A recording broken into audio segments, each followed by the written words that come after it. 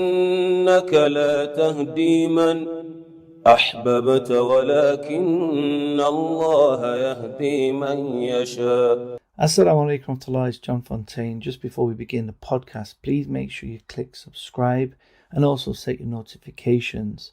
Please support on the Patreon account. Jazakallah khair. Assalamu alaikum warahmatullahi wabarakatuh. Bismillahir Rahmanir Rahim. Alhamdulillahi Rabbil Alameen. Wassalatu wassalamu Rasulillah. Assalamu alaikum warahmatullahi. Welcome to the Young Smirks podcast. It's me, John Fontaine, and I'm joined again with Dr. Laurence Brown. Assalamu alaikum, Sheikh. Wa alaikum assalam wa rahmatullahi wa barakatuh. How are you doing? Good, alhamdulillah. It's been a few years since I saw you last in Medina. Yep. So I've seen that recently you've started to be a bit more active on YouTube. You've done a few videos and you had a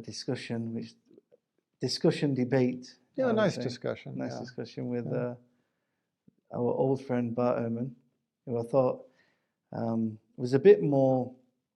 I thought it was a bit more swaying towards the Islamic opinions up until recently. Some of the podcasts I've seen him present with different people, it seems to have changed a lot. So, well, I mean, maybe he is, maybe he isn't. I don't know. It's obvious that he became rather emotional in the discussion we were having, and so. When emotions take over, you don't really know what a person is thinking. Yeah. As I've said before, I have a lot of respect for Bart Ehrman for his biblical textual criticism, and he's obviously very learned in his field, and I don't know if he is sincerely investigating Islam as a religion or not. If he isn't, then it's kind of a moot point. But if he is, as you and I both know, being converts to the religion, when you are investigating a religion, you go through a lot of ups and downs, a lot of periods of confusion and uncertainty. So, I mean, I actually don't fault him at all for anything. It's just I think you used to be human nature. You were an atheist before you came to Islam. You were raised as an atheist. Well, I think you said 35 years. You were living pretty as an much, atheist? yeah, pretty much. So I mean, if anyone has experience being an atheist and understanding how an atheist thinks and behaves, I think you have a good idea of that. As decent as anybody. But yeah, I mean, I was a pretty outspoken atheist, and I was trying to call people away from religion. So you was the atheist proselytizer.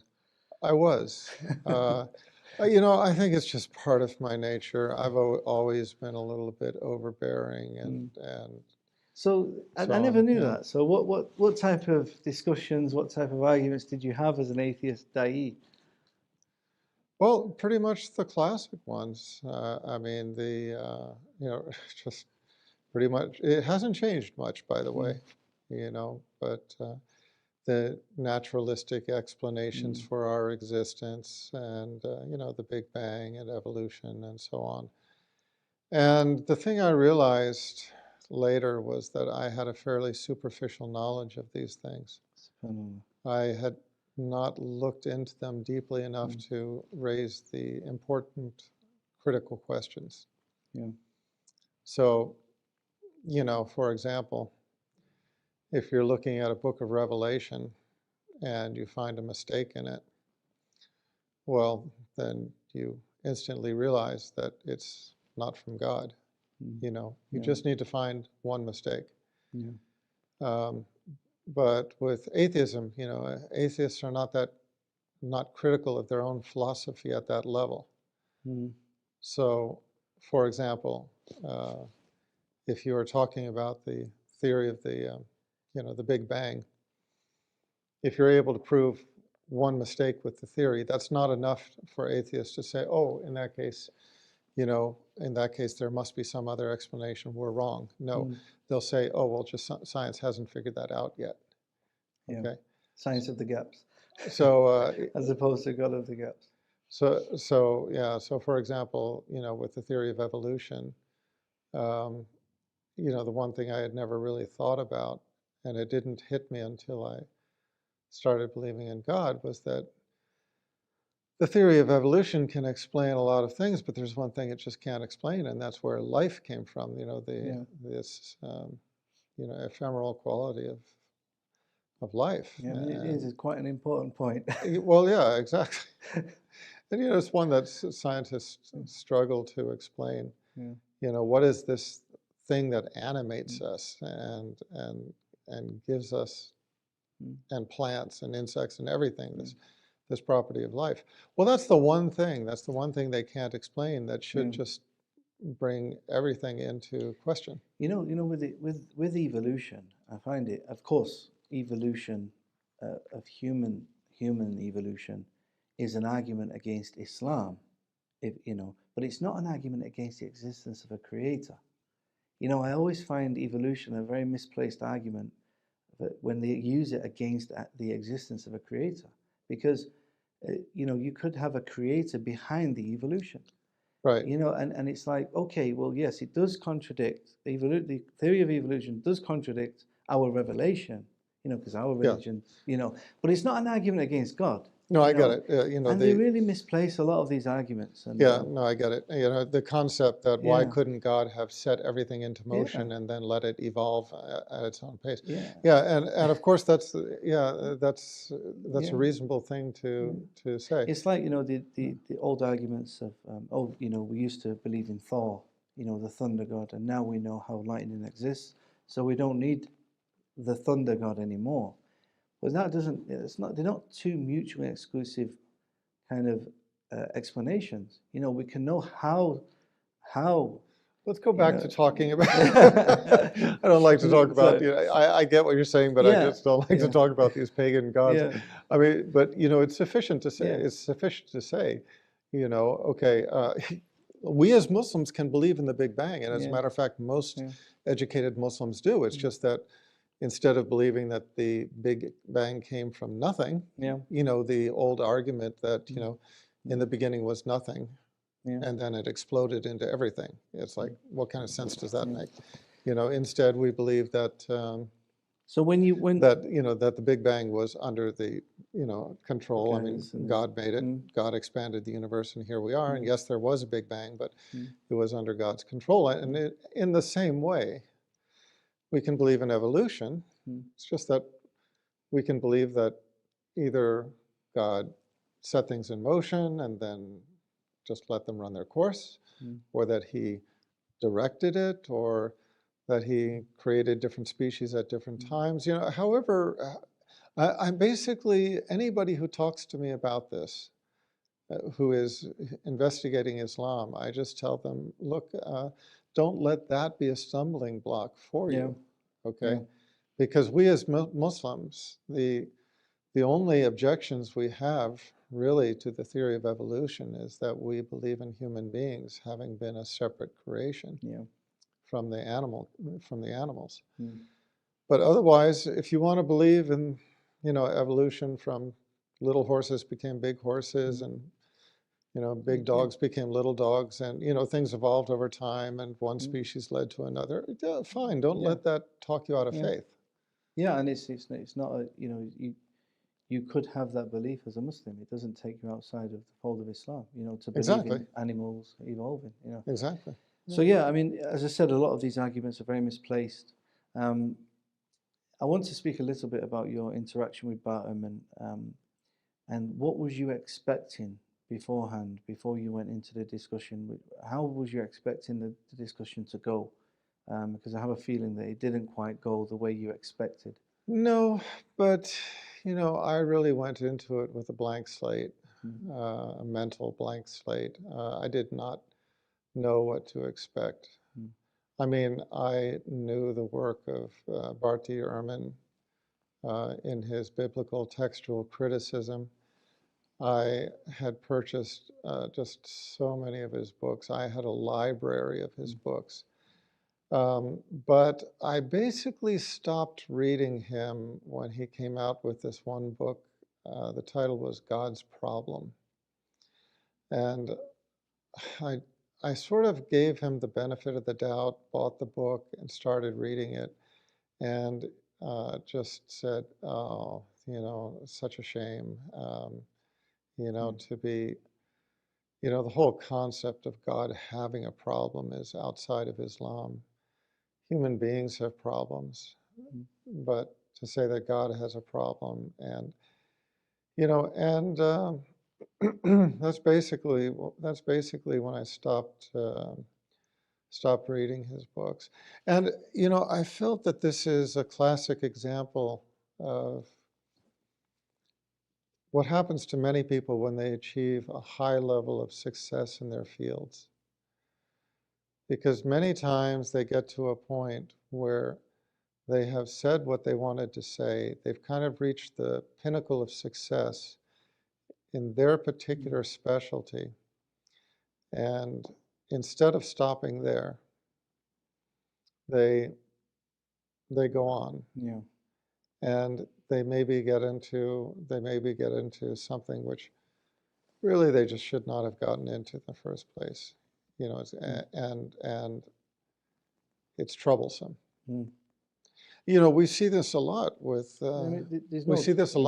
Islamic speakers. Yeah. There's no doubt about Ehrman is the best in his field, but he seems to be now drifting into theology and religion, and this really isn't his area of expertise.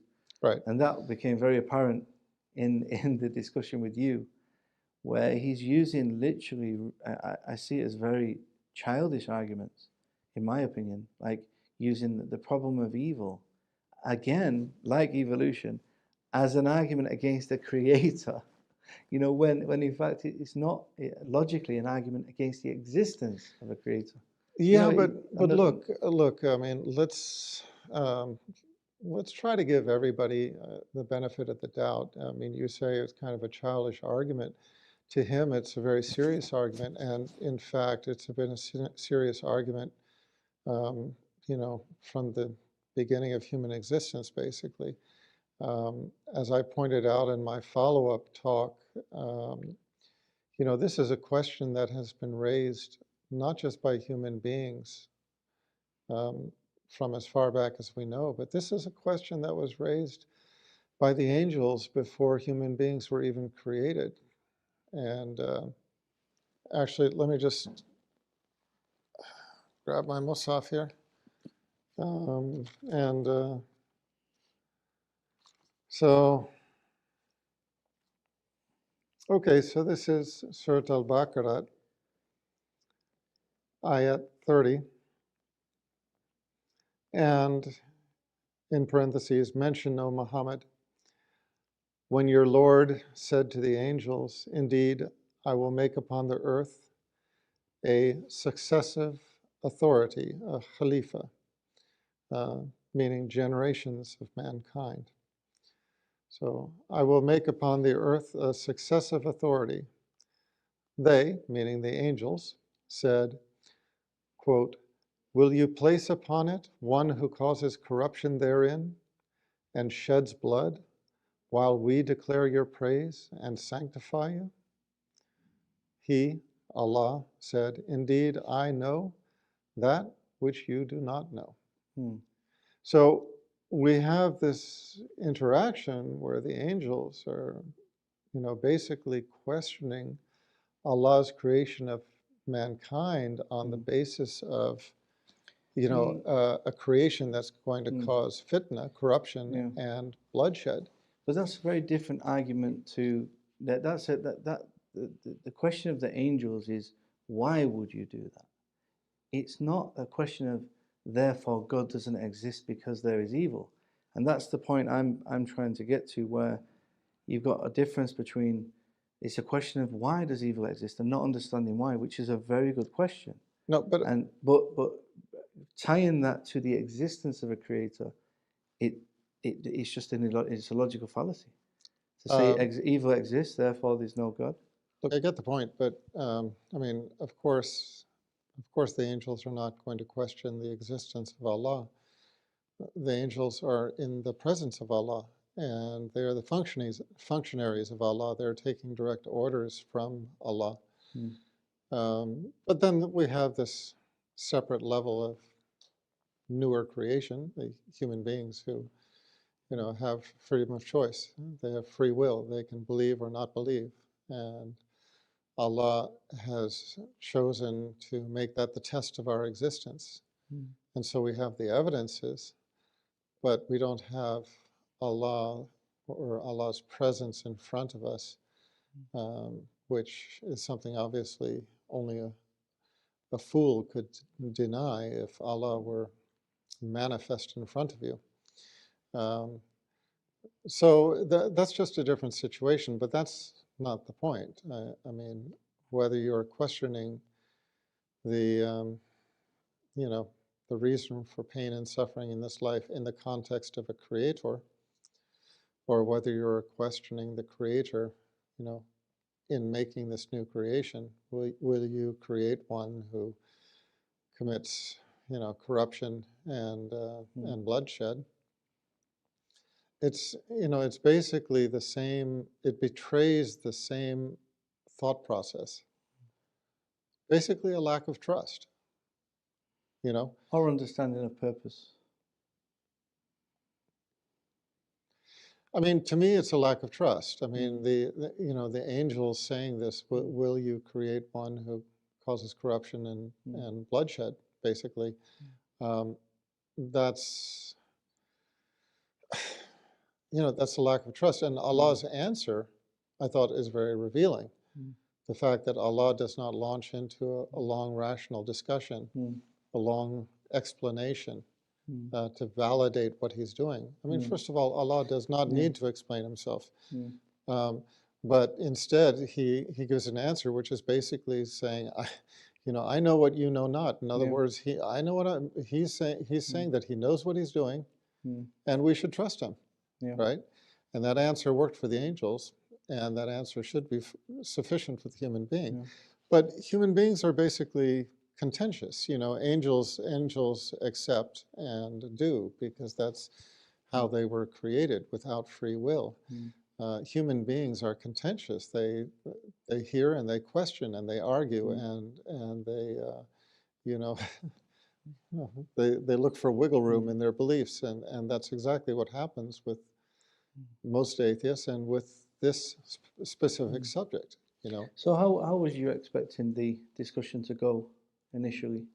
Did you not have any kind of idea of?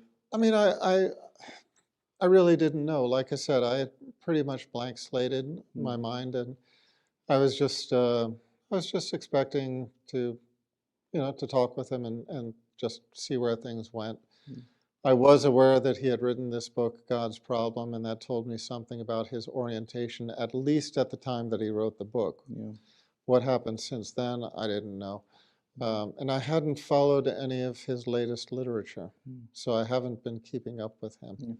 I'm not sure if you've come across, I think I read it in one of his books, or maybe it was in one of his videos quite a few years back. I came across it where he's speaking about his childhood. I don't know if you've seen this. He actually got sick when he was a child. Okay. And he points out that this was the reason for him becoming an academic, basically. So it's interesting that an evil thing, which you perceive to be an evil thing, being he had a sickness and he had to stay at home and he was revising and he became the most knowledgeable in his class, and he ended up becoming an academic, and basically this so-called evil which he suffered as a child is the reason for his success of what he is today.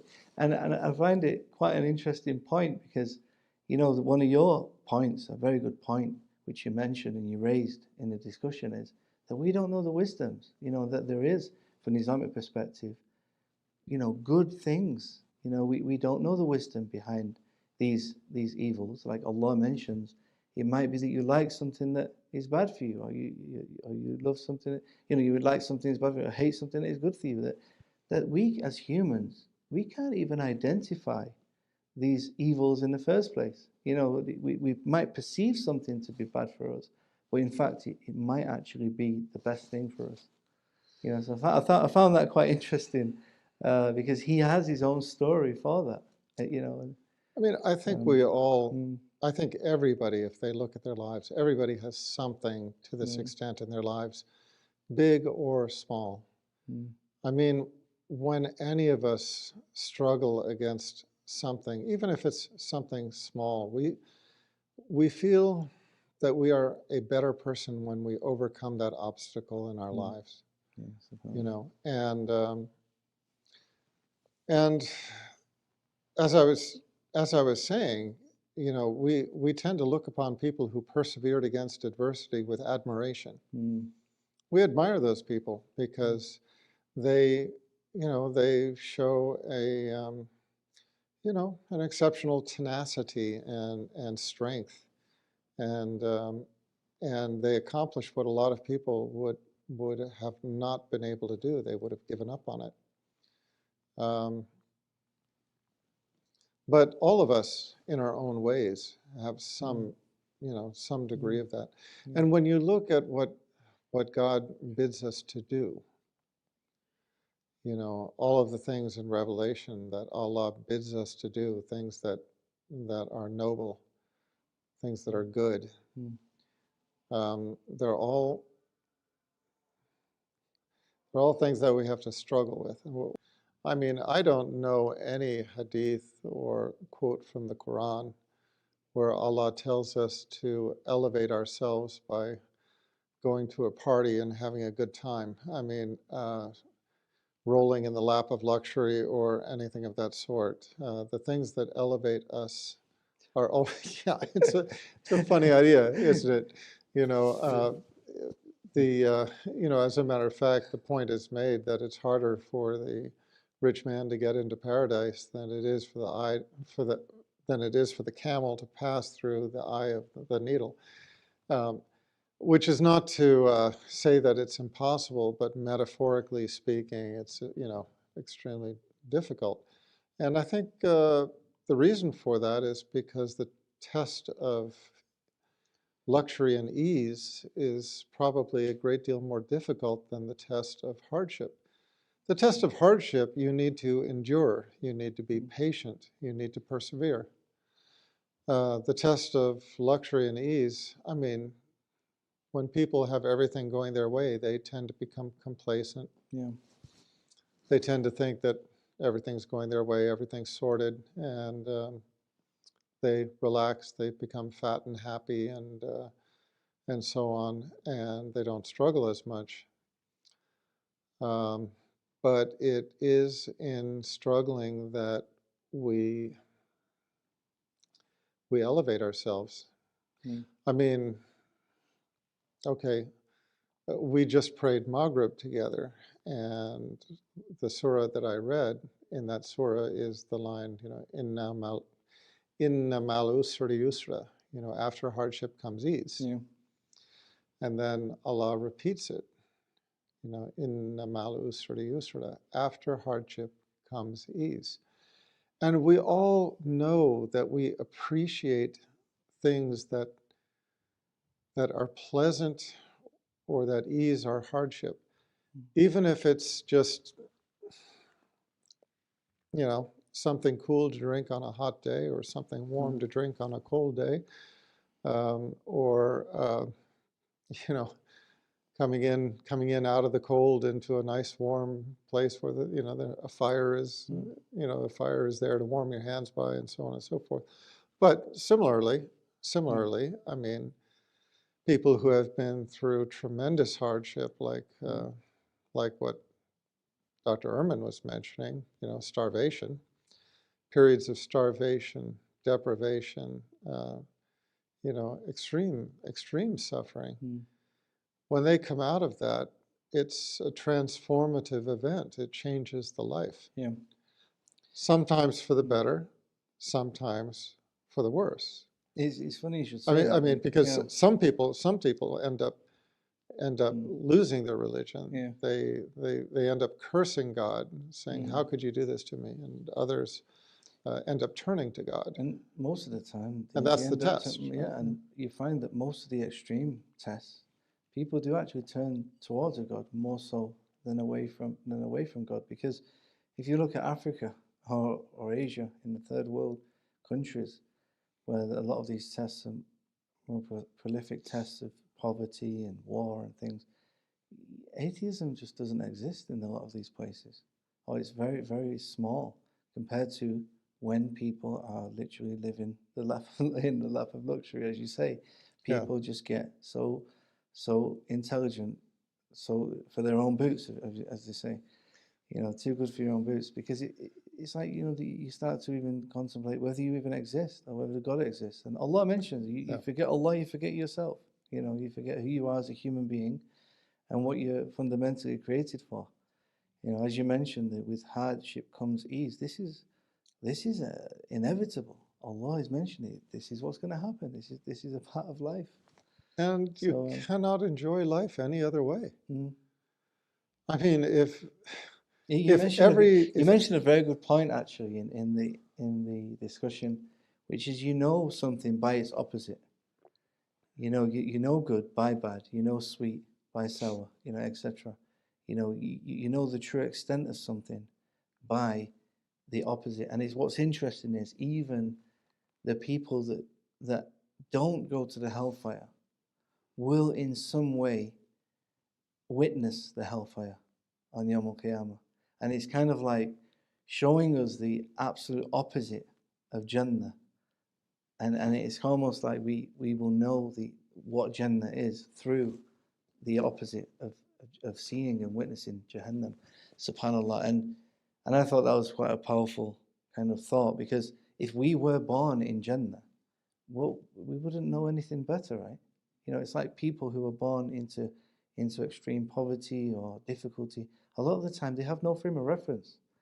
I speak to my parents, because my parents, born in the 1950s, it was quite difficult to live in the UK, in England. Shocking. Born in the 1950s? Yeah. Oh my gosh, they must be old. He's really old. Really, really old. I mean, but it's. I was born in 1959. Well, my dad was born in 49. Okay. And they're growing up. They couldn't dry their clothes. They had a log fire. Couldn't heat the house, and having to use the mangle to dry the clothes. Okay. And I asked my parents. I didn't have to go through that. I said to my parents, there's only one toilet on the whole street. The whole street had to share a bathroom. Where was outside, this? In England. In England. Wow. Yeah. In Manchester.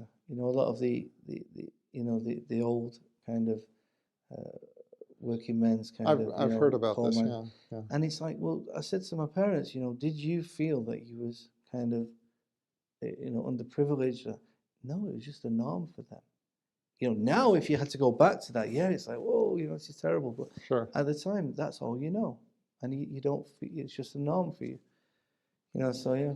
And on the other side, if a person is raised in the lap of luxury, where they are never wanting for anything, everything is given to them, what do they become? They become spoiled brats. And, nothing is good enough for them. And they become unappreciative. They turn away from their creator. Because, what need to turn towards your creator when you are not in distress? That's just human nature. So, Doctor, you are planning on doing a few different series about atheism, and you're also planning on doing a book reading of you've authored. Yeah, that's the next on the agenda. And there are a lot of people, and there have been since, who knows how long, who have dismissed the creator or dismissed their belief in a creator on this point. But my main interest right now is anti-atheism, refuting atheism.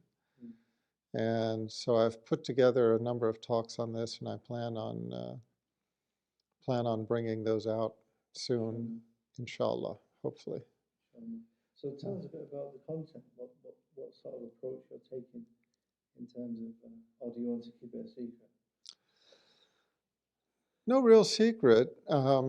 It's just that, having been raised atheist and spent much of my adult life as an atheist, I think I know the atheist arguments. And I think I know, their weaknesses, and I want to bring those out. And the thing is that so many of these arguments have a very critical element upon which they hinge. And if you can show that that element is not there, doesn't work, then the argument crumbles. And that's basically my methodology. Do you have a plan to write any more books No, in the future? no. And for practical reasons. I basically, have recognized that people don't really read that much anymore. People are much more into audiovisual, YouTube and other platforms like that. And I think that's easier for me and easier for the viewership as well. And there's much more sort of practical interaction that way. My books are there for anybody who wants them and might benefit from them. But I think from this point out, it's probably going to be what we're doing now: blogging, conversations, and so on. Jazakallah, I think we'll leave it there, and I look forward to doing a few more episodes with you. Maybe we can start getting into some of your arguments and some of your experience as well as an atheist. I would like to, speak to you more about some of your atheist dawah, as you say. Some of your interactions with theists and how you used to debate and Sure. these arguments. Sure. So maybe we can touch upon that next time. There's sort of an atheist triad, which is just a combination of aggression, belittling, and arrogance. The atheists sort of prop themselves up as the ones who know everything, and they always talk about science, science, science, as if it elevates them to the level of an intellectual. And they belittle anybody who does not deal on the basis of science. One thing that they don't realize is that a lot of creationists do deal on the basis of science. A lot of creationists are scientists. And then you start getting the aggression, and then you start getting the belittling, like the little jabs that are intended to make a person look like they are less than intelligent, and it's emotionally manipulative, basically, getting other people to feel like put down and small, and they're not going to respect me unless I'm on their level. We can talk more about that later. Inshallah. Jazakallah khair. Thanks for joining me on the podcast, and we look forward to seeing more of your content online. And if you need any help with that, I'm here. Okay, thanks. And assist you with that. Jazakallah khair. Thank you all for tuning in. Please comment, share, subscribe, and put in the comments something you'd like to see. Maybe you have a question for Dr. Laurence Brown. Maybe we can raise it in the next podcast. And join us next time. Also, yes, sir. Oh, and I do have to put in a mention of my own email. I am a bit of a recluse, but please, anybody who wants to contact me directly, my personal email is askdrbrown@yahoo.com. And that's askdrdr. No period or anything like that, just askdr, BROWN, @yahoo.com. Jazakallah khair. Respect my reclusiveness, please, and understand that that's just kind of the way I am. I am a bit reclusive, but anybody who really needs to reach out to me, that's where they can find me. Jazakallah khair. I appreciate that. So there you are. If you have any questions, also put them in the comments so I can benefit from them as well. And join us next time on the Young Smirks. Assalamu alaikum wa rahmatullahi wa barakatuh. إنك لا تهدي من أحببت ولكن الله يهدي من يشاء